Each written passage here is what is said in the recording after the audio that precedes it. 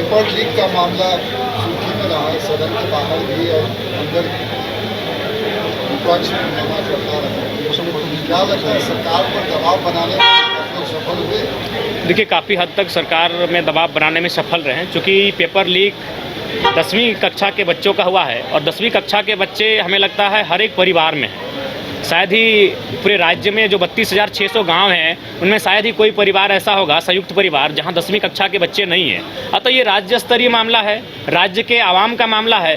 तो हमें लगता है कि सरकार अपनी हठधर्मिता को छोड़कर इस बात को स्वीकार करेगी, अपनी त्रुटियों में सुधार करेगी। सरकार कह रही है, बीजेपी का जो बयान है वो कह रहे हैं कि जो दिल्ली से पढ़ने गए हैं और उद्भेदन हो गया, लगता है जो इससे नहीं, हमें लगता है सीबीआई जांच की मांग करना उचित होगी, क्योंकि वहाँ किसी राजनेता को दर्शाया जा रहा है। ठीक, वो किसी पार्टी का है, मुझे उससे कोई समस्या या फिर समर्थन। विषय ये है कि अगर राजनेता के पास वो प्रश्न पत्र पहुँचा कैसे, क्योंकि प्रश्न पत्र का मामला होता है कार्यपालिका का, उसमें विधायिका का भी रोल नहीं होता है। विधायिका यहाँ बैठ के एक नियम बना देती है और उससे वह कार्यपालिका कार्य होता है। अगर आप धरातल पर बात करें तो बीडीओ महोदय को आप देख सकते हैं, सीओ महोदय को आप देख सकते हैं कि वो प्रश्न पत्र अपनी गाड़ी में, सरकारी गाड़ी में भरकर पहुंचाते हैं, फिर उसका सील होता है और फिर अपनी सरकारी गाड़ी में भरकर उसे जिला स्तर का जो जहां जमा होता है वहां पहुंचाते हैं। तो ये जो प्रश्न पत्र का मामला है ये कार्यपालिका का मामला है और कार्यपालिका सरकार का अंग होती है। तो इसमें अगर आप किसी ऐसे नेता जो संवैधानिक पद पे नहीं है, जो इस हाउस का मेंबर नहीं है, अगर उस पर आप आरोप लगाते हैं तो ठीक है, बाहर में उसने सेटिंग किया होगा, बाहर में उसका योगदान होगा, लेकिन इसमें ब्यूरोक्रेट्स के बड़े लोग शामिल हैं। इसीलिए सीबीआई जांच होना बहुत ही वाजिब है और मैं भी आपके माध्यम से देश के लोकतंत्र के चौथे स्तंभ के माध्यम से सीबीआई जांच की मांग करता हूँ। आपने जिस आवाज को लेकर बोला कि जो आवाज देने के छात्र लेकर आज विधायक ने कहा कि बढ़िया आवाज है। देखिए, सबसे पहला बात है जो आजसू के विधायक, उनकी सोच और समझ थोड़ी सी कम है। उनको मैं आपके माध्यम से उनको भी कहूँगा और हम चाहेंगे कि आप ये संदेश उन तक भी पहुँचा दें। आजसू के जो माननीय विधायक हैं उन तक ये संदेश पहुँचा दें कि अपनी नज़र को कम से कम खोलें। अपनी नज़र को खोलकर अगर नहीं देख पा रहे तो ऊपर थोड़ा चढ़ जाएं इस मंजिले पे और वहाँ से जाकर वो देख सकते हैं कि लगभग 70 आवास बने हैं और वो 70 आवास बने हैं 303 करोड़ के लागत से। अगर उसे आप डिवाइड करेंगे तो एक विधायक का आवास लगभग 4 करोड़ 32 लाख में बना है। वो तिवारी जी का भी आवास वही होगा और जयराम महतो का भी आवास का दर वही होगा। तो इसलिए उनको चाहिए कि अपना थोड़ा सा जो याददाश्त है या अपनी जानकारी को पुख्ता करें।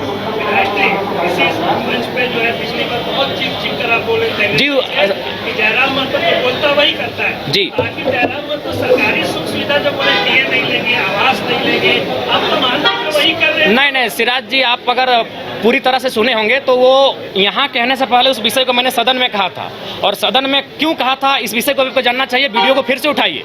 सदन में लगभग 3 सत्ता पक्ष के नेताओं ने मैया सम्मान योजना पर बहुत ज़्यादा बहस किया था, महिमा मंडन किया था। तो मैंने ये तर्क दिया था कि अब 2,500 रुपये पर महिमा मंडन कर रहे हैं और आप सैलरी 2 लाख का ले रहे हैं, आप TADA लाख का ले रहे हैं, तो आप भी इनको में कटौती कीजिए, इन सुविधाओं का त्याग कीजिए। आज मैं फिर कह रहा हूँ कि जिस दिन ये विधेयक पारित होगा इस सदन में कि विधायक की सैलरी 2,13,000 ना होकर 60,000 होगी, एक चतुर्थ तृतीय वर्ग कर्मचारी के समान, पहला विधायक का हस्ताक्षर जयराम महतो का होगा।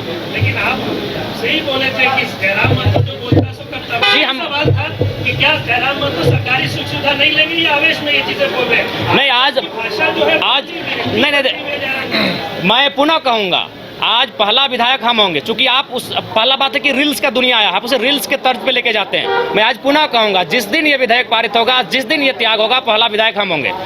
मेरा तर्क सुन लीजिए। आज अगर आप बात करें तो 4 करोड़ 32 लाख के लागत से ये आवास बना है। अगर जयराम महतो नहीं लेता है तो आपको जानकारी होना चाहिए आज इस राज्य में कई ऐसे मंत्री हैं जो लगभग 2 आवास लेके बैठे हैं, 3 आवास लेके बैठे हैं। तो जाहिर सी बात है किसी VIP के पास चला जाएगा। और ये राज्य जहाँ के छात्र काफ़ी परेशान है, जहाँ के छात्र बड़ी संघर्ष के साथ रांची में आके रह रहे हैं, तो मैं सोच रहा हूँ मैं एक नया प्रयोग करने जा रहा हूँ। मैं अपने आवास को ऐसे छात्र जो डुमरी विधानसभा से, धनबाद बोकारो जिला से चलकर आके रांची में रहते हैं उनके हवाले रहेगा। हाँ, नया पुराना कोई जो मिलेगा। अभी फिलहाल अपने दोस्त के यहाँ रहते हैं। बिहार में ऐसे कौन से मुद्दे हैं जिनको लेकर बाद में आपका जो विधायक बनने के आपके बनने के बाद जो बदल गई है?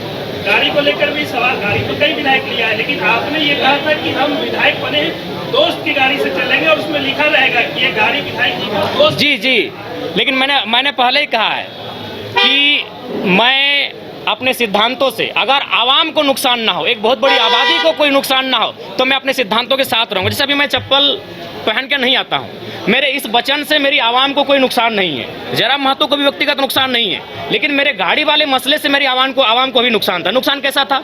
मान के चलिए प्रत्येक दिन हम लोग 3,000-4,000 रुपये का पेट्रोल भरते हैं। अभी ड्राइवर हमारे पास आएगा, 2 ड्राइवर मैनेज होंगे, यानी 2 बेरोजगार युवा रोजगार से जुड़ेंगे, और वो तभी होगा जब वो गाड़ी का रजिस्ट्रेशन आपके नाम से होगा। अभी सपोज दैट अगर मेरे जनता दरबार अभी झारखंड में ओपन कोई लगाता है तो जयराम महतो लगाता है। आप प्रशंसा करें, हमारी बुराई करें, खिंचाई करें, अलग बात है, लेकिन जो चैलेंजिंग विषय है, मिट्टी में बैठ के कोई जनता, और उस समय बहुत सारी समस्याएं ऐसी आती है कि बाबू हमको 500 रुपये की मदद कर दीजिए, बाबू हमको हॉस्पिटल का मामला है, हमको दवाई घट गया है, तो अपनी हैसियत के अनुसार हम उसे उनका मदद करने का प्रयास करते हैं। तो अगर मान के चलिए सरकार से हमें 3 से 5 हज़ार रुपये का टीए आएगा और उसे अगर हम अपने उपयोग में लाएंगे तो हम फिलहाल जो पैसा तेल में खर्च कर रहे हैं वो मेरे पास बचेगा, और जो लोग मेरे जनता दरबार में इन छोटी छोटी समस्याओं को लेकर आ रहे हैं उनका समाधान हो पाने में हम सक्षम हो पाएंगे। नहीं, वो फेक है, और हम चाहेंगे मीडिया बंधु इस तरह का सवाल बिल्कुल आप लोग भी एक बार थोड़ा जांचें। धोनी जी से हमारी कोई मुलाकात नहीं हुई है, लेकिन ऐसा नहीं कि हम मुलाकात नहीं करना चाहते, हम भी उनका बहुत बड़ा समर्थक हैं, और बिल्कुल उनके छक्कों के, उनकी कैप्टेंसी के, उनके हर एक कार्य की हम भी प्रशंसक हैं। अगर कभी मिलेंगे तो हम अपने पोस्ट पे खुद सार्वजनिक करेंगे कि आज हम धोनी से मिले। सीसीएल में क्वार्टर को लेकर जो है अपराध के वहाँ गए थे, कई खबरें आई, आप रांची में हैं, ये बता दीजिए कि सीसीएल में आपको जयराम महतो क्वार्टर चाहिए या नहीं चाहिए, जो अवैध रूप से क्वार्टर रह रहे हैं उनको खाली कराने के लिए? नहीं, वो एक बात पहला बात है, अगर आप आंदोलन की बात करेंगे और संवैधानिक बात करेंगे तो फिर हमें लगता है बहुत सारी विवाद उत्पन्न हो जाएगा। अगर आप कहेंगे कि कुछ आंदोलन के तरीके ऐसे होते हैं जो लगता है कि लीक से हटकर है, अगर आप झारखंड अलग राज्य की लड़ाई को जानते हैं और यदि आपके परिवार के कोई सदस्य झारखंड आंदोलन की लड़ाई में भाग लिए हैं तो उस लड़ाई को भी आप कहीं ना कहीं ये मानेंगे कि सड़क जाम करना ये तो संवैधानिक नहीं था, लेकिन कभी कभी ऐसे क्रियाकलाप करने पड़ते हैं जिससे दिल्ली तक आवाज जाए। जो चूंकि झारखंड आंदोलन सड़क जाम करके किया गया है, झारखंड आंदोलन बहुत बृहद पैमाने पर, तो कहीं ना कहीं वो जो मेरा मास्टर स्ट्रोक था वो इसी ध्यान को आकर्षण करना था कि जो लोग 5500 क्वार्टर में कब्जे पर है, कम से कम एक बार फिर से ये मामला राज्य में गरमाए। अगर इस हिसाब से देखा जाए तो अगर पुलिस को लगाना तो पहले चोरी करनी पड़ेगी, तब पुलिस लगेगा, भाई चोरी हुई तब जाएगा। नहीं, ये चोरी का सवाल नहीं है, ये राज्य का विषय है। चोरी एक मामूली विषय है इस राज्य तरीके से तो किसी मुद्दों को नहीं उठाया जा सकता। नहीं, कभी रास्तों को, झारखंड आंदोलन इसी रास्ते से बना है। आप झारखंड आंदोलन अलग राज्य का समर्थन करते हैं, हाँ या ना? तो झारखंड राज्य बना ही उसी रास्ते से, तोड़ फोड़ से, बंदी से, इसीलिए उस सवाल को विराम दीजिए, आगे बात कीजिए।